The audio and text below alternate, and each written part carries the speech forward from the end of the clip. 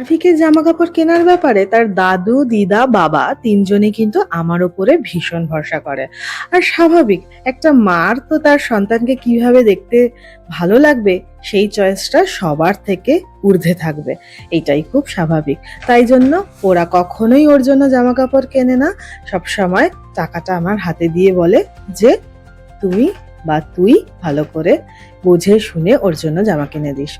তো আমার কিন্তু কালকে এরকমটা কোনো প্ল্যান ছিল না ওর জন্য শপিং করতে যাব, কিন্তু আমি গেছিলাম কুরিয়ার করতে। সেখানে গিয়ে জানতে পারলাম 1 ঘন্টা সময় লাগবে আমার কুরিয়ারটা প্রসেস হতে।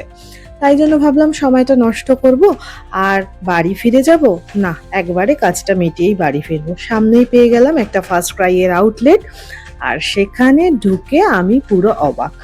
এত কালেকশন, আর সব থেকে বড় কথা বেবি গার্লদের পুরো তাক লাগানো। আর ওদের আউটলেটে তো জানেন সমস্ত কিছু, বেবি টয়েস থেকে বেবি গিয়ার্স থেকে বেবি গ্যাজেটস থেকে এভরিথিং পাওয়া যায়। আর এই মেয়েদের ফ্রকগুলো দেখে আমার মনে হচ্ছিল কাশ চারভিককে বেবি গার্ল বানিয়ে দেওয়া যেত।